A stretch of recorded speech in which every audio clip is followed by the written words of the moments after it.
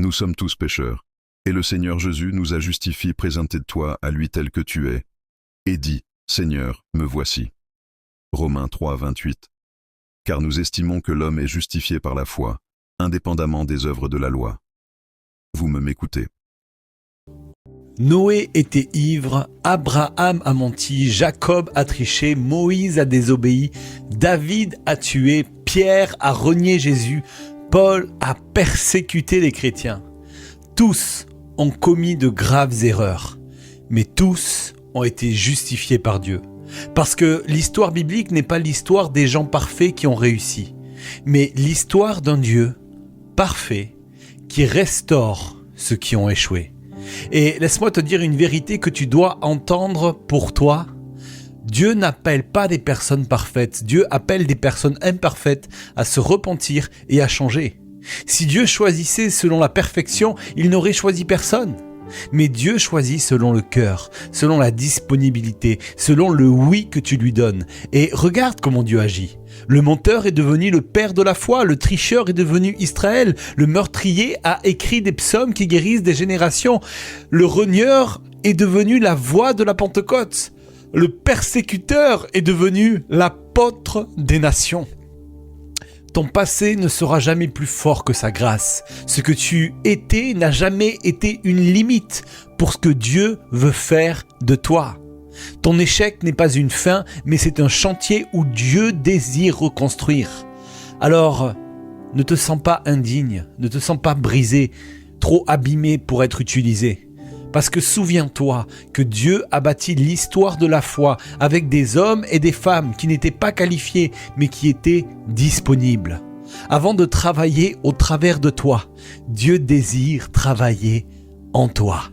Parce que Dieu ne construit jamais sur l'orgueil, mais il rebâtit sur des cœurs brisés et disposés. Alors, ne dis plus « je ne suis pas digne », dis plutôt « Seigneur, me voici ».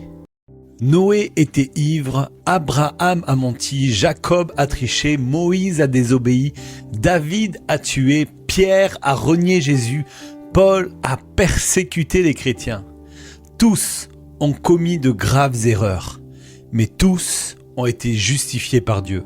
Parce que l'histoire biblique n'est pas l'histoire des gens parfaits qui ont réussi, mais l'histoire d'un Dieu parfait qui restaure ceux qui ont échoué. Et laisse-moi te dire une vérité que tu dois entendre pour toi. Dieu n'appelle pas des personnes parfaites, Dieu appelle des personnes imparfaites à se repentir et à changer. Si Dieu choisissait selon la perfection, il n'aurait choisi personne. Mais Dieu choisit selon le cœur, selon la disponibilité, selon le oui que tu lui donnes. Et regarde comment Dieu agit. Le menteur est devenu le père de la foi, le tricheur est devenu Israël, le meurtrier a écrit des psaumes qui guérissent des générations, le renieur est devenu la voix de la Pentecôte, le persécuteur est devenu l'apôtre des nations. Ton passé ne sera jamais plus fort que sa grâce. Ce que tu étais n'a jamais été une limite pour ce que Dieu veut faire de toi. Ton échec n'est pas une fin, mais c'est un chantier où Dieu désire reconstruire. Alors, ne te sens pas indigne, ne te sens pas brisé, trop abîmé pour être utilisé. Parce que souviens-toi que Dieu a bâti l'histoire de la foi avec des hommes et des femmes qui n'étaient pas qualifiés, mais qui étaient disponibles. Avant de travailler au travers de toi, Dieu désire travailler en toi. Parce que Dieu ne construit jamais sur l'orgueil, mais il rebâtit sur des cœurs brisés et disposés. Alors, ne dis plus « je ne suis pas digne », dis plutôt « Seigneur, me voici ». Noé était